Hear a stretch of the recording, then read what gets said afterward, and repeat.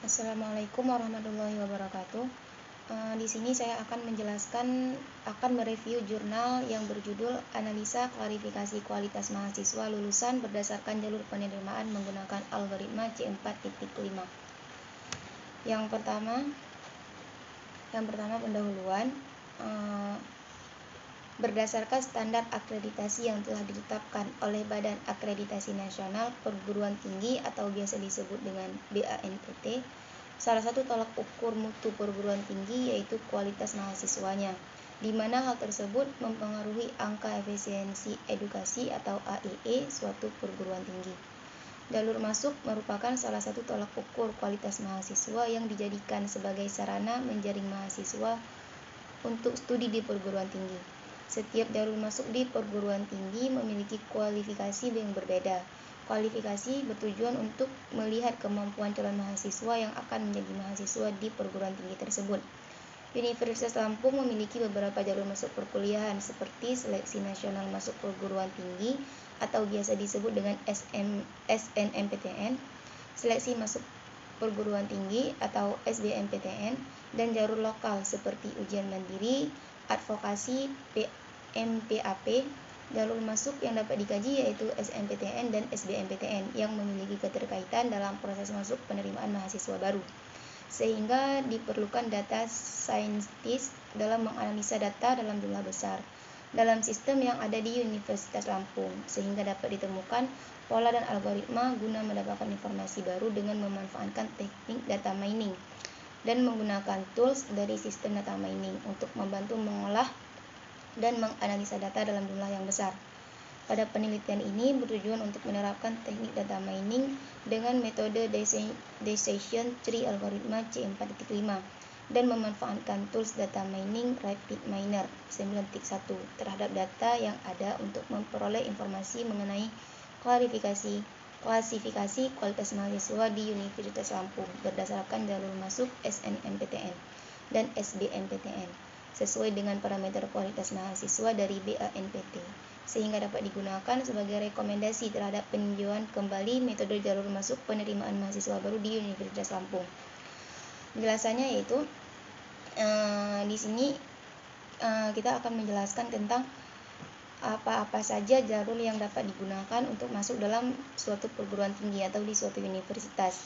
Di Universitas Lampung ini metode yang digunakan yaitu melalui SNMPTN, SBMPTN, dan juga jalur lokal, ataupun bisa disebut dengan seperti mengikuti ujian mandiri, advokasi, PMPAP seperti yang sudah dijelaskan. Dan di sini untuk mengetahui tentang bagaimananya yaitu dengan menggunakan data mining dan memanfaatkan tools menggunakan algoritma C4.5. Baik, selanjutnya penjelasan tentang metodologi. Metodologi data mining adalah bidang dari beberapa bidang ilmu yang menyatukan teknik dari machine learning, pengenalan pola, statistik, basis data, dan visualisasi untuk penanganan permasalahan pengambilan informasi dari data dalam jumlah yang besar. Decision tree atau pohon keputusan adalah salah satu metode dari teknik data mining yang digunakan untuk mengeksplorasi data dengan membagi data yang besar menjadi record yang lebih kecil dengan memperhatikan variabelnya. Seperti contohnya di sini. Di sini menggunakan algoritma, yaitu yang pertama mulai dari start, terus ada fase pemahaman bisnis, terus ada fase pemahaman data, fase persiapan data, fase percobaan, fase evaluasi, dan fase penyebaran. Di sini menggunakan algoritma ini untuk memudahkan universitas tersebut dalam mengambil data-data tentang mahasiswa tersebut, tentang fase-fase aturan-aturan yang akan dijalankan di suatu universitas. Selanjutnya ada fase pemahaman bisnis dan fase pemahaman data. Dalam fase pemahaman bisnis ini yaitu kita yang pertama harus menentukan tujuan bisnis, menilai situasi, menentukan tujuan data mining.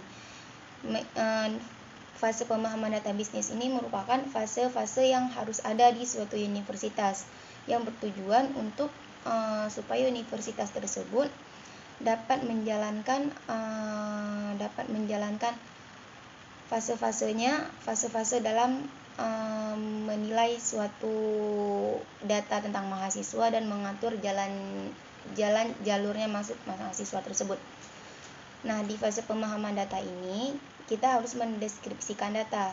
Seperti contohnya kita harus mengetahui IPK-nya mahasiswa, lama belajarnya mahasiswa tersebut, lama skripsinya mahasiswa, dan mahasiswa tersebut ketika masuk dia melalui jalur yang mana, apakah SNMPTN, SBMPTN, atau melalui jalur mandiri. Nah, selanjutnya fase persiapan data. Di suatu universitas harus ada di mana persiapan data, seperti contohnya mendeskripsikan dataset, memilih data, membangun data, mengintegrasikan data, atau membersihkan data. Seperti contohnya ini. Ketika kita sudah mengetahui IPK suatu mahasiswa, lama belajarnya si mahasiswa tersebut, lama skripsinya si mahasiswa. Nah, di situ kita bisa mempersiapkan data dengan sebaik mungkin agar si mahasiswa tersebut data-data selama dia berkuliah di universitas tersebut dapat terrealisasikan dengan baik. Nah, selanjutnya fase pemodelan. Di fase pemodelan ini kita harus memilih atribut sebagai akar, buat cabang dalam setiap nilai, membagi kasus dalam cabang. Maksudnya yaitu dalam fase pemodelan ini yaitu kita harus mengulangi proses untuk setiap cabang sehingga semua kasus pada cabang memiliki kelas yang sama. Persamaan digunakan untuk perhitungan gain dalam memilih atribut yang akan menjadi root. Nah, seperti contohnya di sini.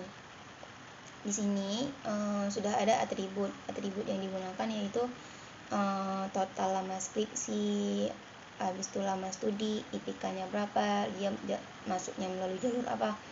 Nah, di fase pemodelan ini kita harus menentukan atribut-atributnya ini supaya memudahkan universitas dalam mengatur setiap mahasiswa yang ada di universitas tersebut. Nah, selanjutnya di fase evaluasi. Pada tahap ini dilakukan evaluasi terhadap keefektifan dan kualitas model yang sudah terbentuk sebelum digunakan dan menentukan apakah model dapat mencapai tujuan yang ditetapkan pada fase pemahaman bisnis. Nah, jika pada fase evaluasi ini kita sudah mengevaluasi apakah fase-fase yang digunakan sudah sesuai dengan fase dalam pemahaman bisnis ataupun belum. Nah, selanjutnya fase deployment. Nah, selanjutnya ada fase deployment.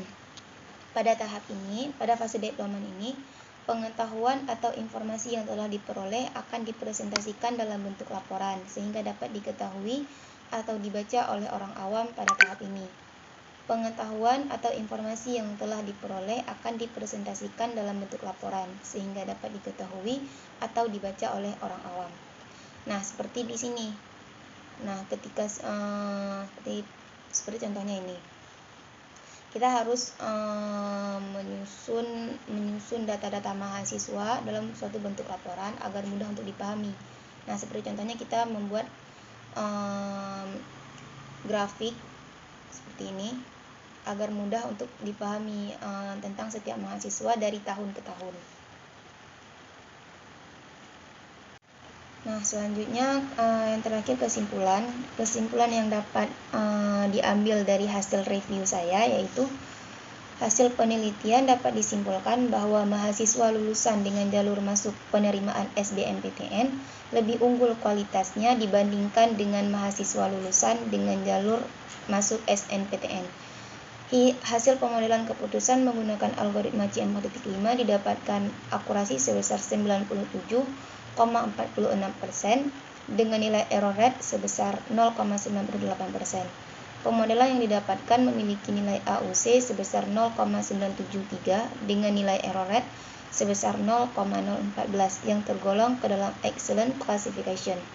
Atribut lama skripsi memiliki nilai Gen tertinggi sebesar 0,614, sehingga menjadi atribut yang berpengaruh besar pada proses kualifikasi. Hasil pemodelan dengan rule kualifikasi terbesar menghasilkan jumlah presentase mahasiswa lulusan dengan kualitas kategori kelas 1 sebanyak 36% jalur SBMPTN dan 28% jalur SNMPTN pada tahun 2016. Sedangkan pada tahun 2017, kategori kelas 1 sebanyak 42% jalur SBMPTN dan 26% jalur SNMPTN. Mungkin hanya ini hasil review dari saya. Mohon maaf apabila masih banyak kekurangan dan kesalahan. Sekian presentasi dari saya. Assalamualaikum warahmatullahi wabarakatuh.